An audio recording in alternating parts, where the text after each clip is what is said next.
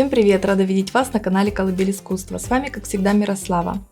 Уже совсем скоро мы с вами будем праздновать, встречать, отмечать великолепный семейный теплый праздник Пасхи. И, естественно, мы будем к нему готовиться, украшать свой дом. Для того, чтобы вы с легкостью могли это сделать, я подготовила несколько мастер-классов интересных, которые помогут вам в этом. Поэтому подписывайтесь на канал Колыбель Искусства, тогда вы точно не пропустите все самое интересное. Сегодня на видеоуроке я вам предлагаю с помощью обычной такой круглой деревянной заготовки сделать нарядный поднос. С чего мы начнем? Конечно, я вначале буду покрывать это все универсальным грунтом. Для этого я возьму влажную кисточку, универсальный грунт и покрою. Можно делать с помощью губки, как вам удобнее.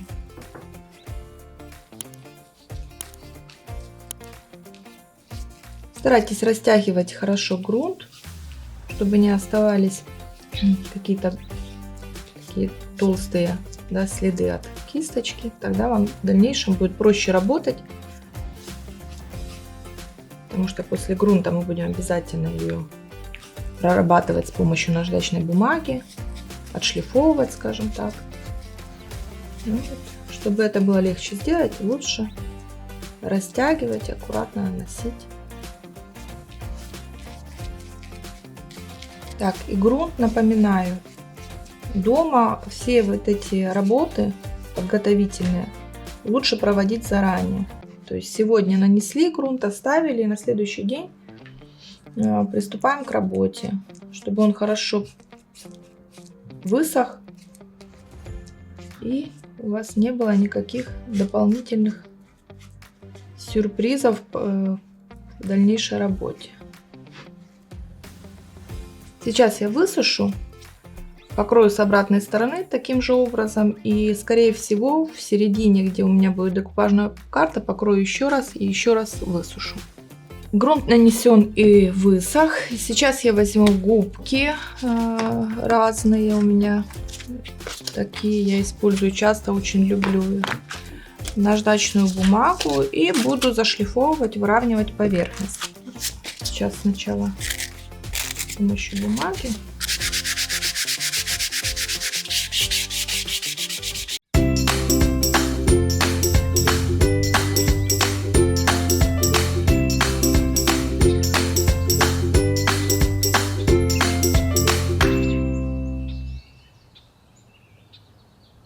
Первый подготовительный этап я завершила. У меня гладкая, приятная поверхность получилась, и я могу приступать к дальнейшим работам. Сейчас я возьму декупажную карту и буду делать все как обычно. Ее увлажнять, клеить к поверхности.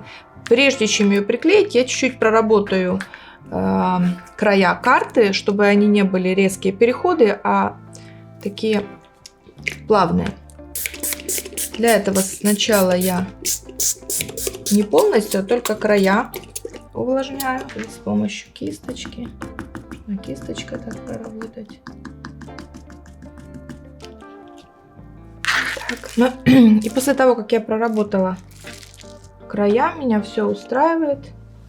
Я полностью буду увлажнять карту и клеить ее.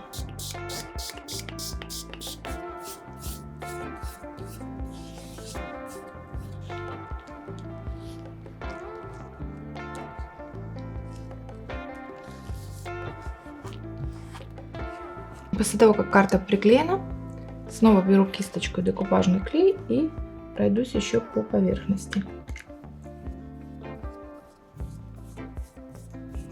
Все, карта приклеена, сейчас ее необходимо хорошо высушить. После того, как высох клей, хорошо высохла карта с клеем, я нанесла первый защитный слой лака. Это надо делать обязательно для того, чтобы защитить картинку. Тогда вы спокойно работаете дальше с красками или с другими материалами и не волнуйтесь, что что-то попадет на саму картинку, испортит вам работу. Вы с легкостью с помощью влажной салфетки это все уберете или сухой салфетки, и картинка будет не повреждена. Поэтому не забывайте о первом защитном слое лака обязательно. Я его уже высушила. Сейчас я возьму меловые краски, губку пористую, хорошо пористую, и буду декорировать далее поверхность. Меловые краски перед началом работы обязательно хорошенько смешайте. Прям с дна доставайте, хорошо размешивайте. Это вот в этих красках очень важно. Беру губку, чуть-чуть ее даже увлажню, чтобы она была не сухая. Вот такими движениями.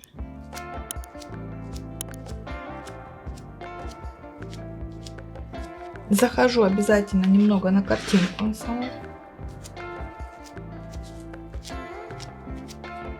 Сейчас все высушу, переверну, покрою с обратной стороны той же краской.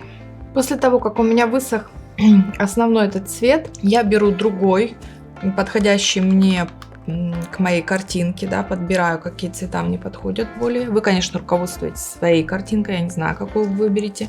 Опять-таки беру эту пористую увлажненную губку, не мокрую, увлажненную. И таким же образом буду сейчас добавлять таких акцентов еще дополнительных. Хаотично наношу, где вот считаю нужным. Высушу, потом еще буду смотреть, может быть, буду добавлять и тот еще оттенок. После высыхания меловые краски, они становятся светлее, да, цвет уходит. После нанесения лака, кстати, тоже может меняться цвет. Поэтому будьте к этому внимательны. Сушим, смотрим, добавляем, убираем.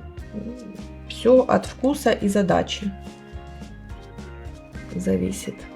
Я хочу сделать вот светлый такой фон, весенний, такими пастельными приятными цветами работаю. Так, пока достаточно. Сушу эту сторону, переворачиваю, с обратной стороны работаю таким же образом. Так, сейчас высушила и понимаю, что я еще хочу добавить все-таки основного цвета. Поэтому снова увлажнила губку, промакиваю ее немного и пройдусь вот просто легко. Ну, в принципе, достаточно.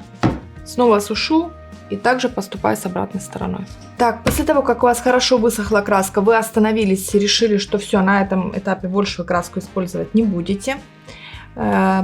После высыхания вы можете увидеть такие, скажем, крупинки, которые образовались при работе с губкой. Когда вы работаете, иногда образовываются на поверхности такие крупинки. Они мне иногда не мешают в каких-то работах, в этой работе они мне мешают. Поэтому, соответственно, я беру мелконаждачную губку и пройдусь, слегка уберу. Слишком давить не надо, грубая она не должна быть. Просто слегка зашлифуйте поверхность перед дальнейшими работами.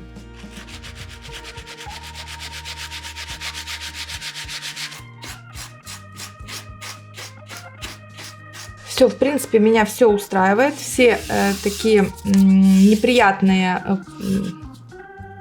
комочки краски я убрала. Назову это так. Все, убираю пыль и приступаю к дальнейшей работе.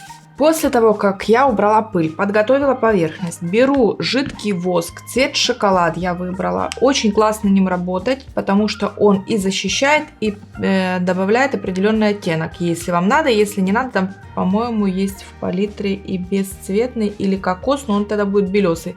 Да, если вы хотите что-то в стиле шеби или каких-то таких припыленных, да, моментов, можно кокос использовать.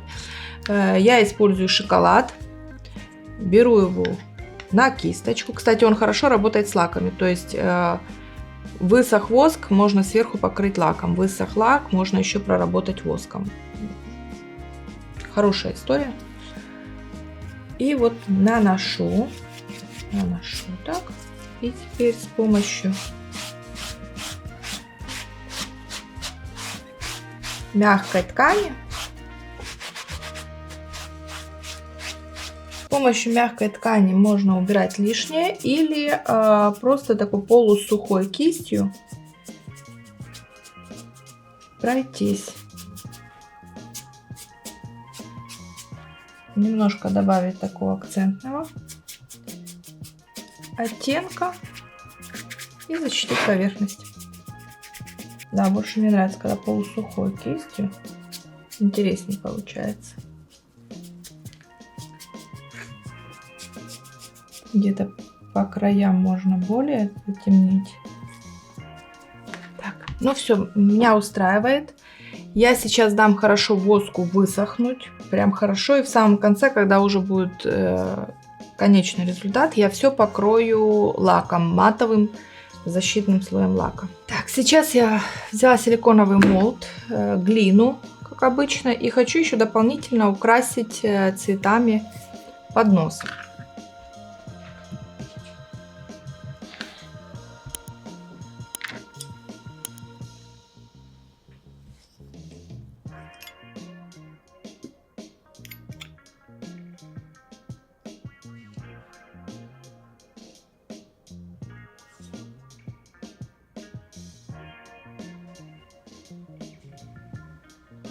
Так, ну и таким образом я буду делать постепенно эти объемные розы и выложу такой красивый рисунок по кантику подноса.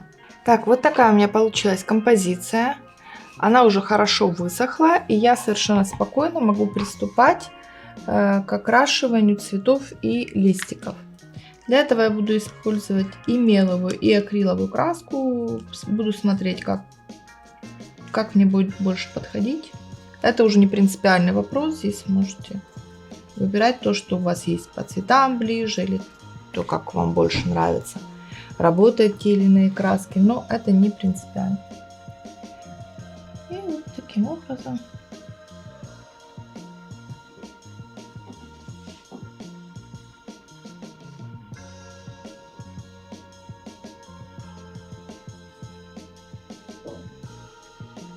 После того, как я покрыла краской цветы и листья, я хочу немного успокоить. Это такой насыщенно розовый, хотя и такой пастельный, такой не вырви глаз, да, спокойно, но все равно мне хочется его немножечко еще успокоить и приблизить к оттенку роз на картинке.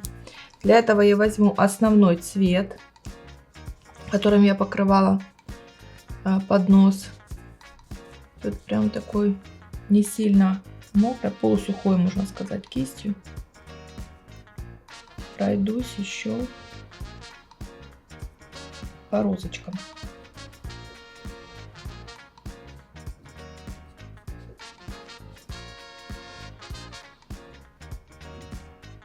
Так, после того, как я нанесла краску, хорошо высушила, немножко покрыла листья, тоже им не помешает такая чуть-чуть припыленность, скажем так.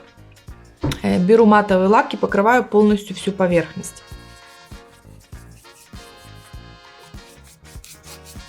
Так, лак я нанесла, как вы, я надеюсь, смогли увидеть, очень тонким слоем, легко.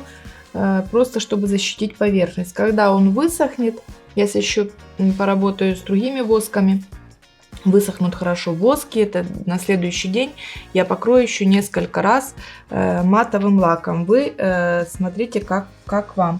Сразу не старайтесь налить много лака, его долго кисточкой вытирать, убирать с поверхности. Лучше первые этапы, особенно с меловыми красками. Меловые краски могут чуть уходить цвет после нанесения лака, могут даже где-то уйти совсем, поэтому старайтесь первый слой просто защитный, слегка-слегка защитили, высох, и после этого более интенсивно можно нанести последующие слои лака. Итак, после того, как у меня хорошо высох лак, я уже прикрепила ручки к подносу. Сейчас я беру, уже работали мы с вами, воск Шеби, так называемый, он у меня так называется, еще есть винтажные воски, ну, в общем, их большой выбор разных производителей, можно найти себе, если вам понравится эффект, который он делает. Можете поискать, я думаю, у вас это получится найти его. Если вдруг не найдете, или у вас нет под рукой, или вы не хотите его заказывать, конечно, можно воспользоваться полусухой кистью с акриловой белой краской и также припылить, завершить работу, скажем так. Я буду работать прям пальцем, вы можете использовать кисточку, как вам угодно. Чуть-чуть промакиваю и по поверхности вот таким образом.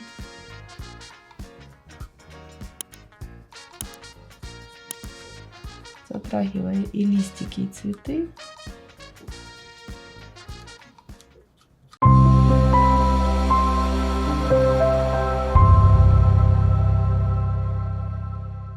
Ну вот на сегодня, пожалуй, и все. В результате мастер-класса получился довольно-таки интересный поднос. Необычный где-то, да, такой состаренный.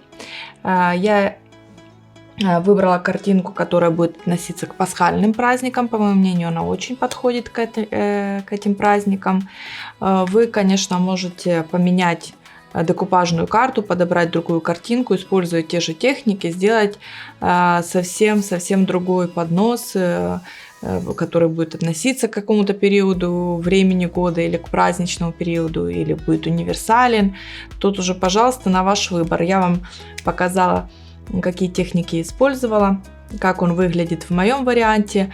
Вы, конечно же, совершенно запросто можете подобрать объемные элементы, декупажную карту, и у вас уже будет свой, совсем отличающийся от этого поднос. Также хочу обратить ваше внимание, что с помощью красок, если вы правильно подберете материал, которым вы будете наносить эти краски, какие-то пористые губки, может быть, какую-то жесткую ткань, какую-то прорезиненную ткань, у вас будет получаться интересная фактура. Даже не используя структурных паст, можно создать очень интересную объемную фактуру на поверхности. Присматривайтесь к различным материалам, которые вам в этом смогут помочь.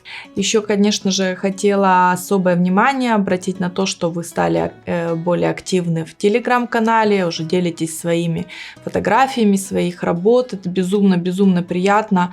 Мне вдвойне, потому что я вижу обратную связь, а она, конечно, меня вдохновляет. Я вижу, что люди учатся, работают, получают от этого колоссальное удовольствие. Вы уже друг другу даете какие-то советы, что немаловажно. И специально для этого создавался в первую очередь этот телеграм-канал, чтобы у вас было место, где вы можете поделиться своими работами, обменяться комментариями, мнениями, спросить совет, может быть, поделиться какими-то тонкостями или хитростями, которые вы используете в работе. Поэтому не стесняйтесь, пожалуйста, присоединяйтесь к этому прекрасному сообществу. Я обязательно с вами буду выходить в прямые эфиры для общения. Вы сможете задать мне в прямом эфире вопросы, которые вас интересуют. Кстати, напишите, интересно ли вам будет со мной пообщаться в прямом эфире. Мне это важно знать.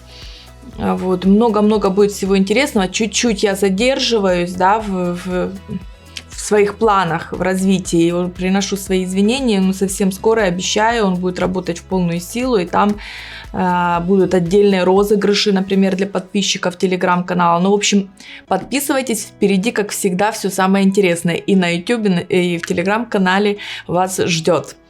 Ну, теперь на сегодня точно все. Я буду с вами прощаться. До новых встреч.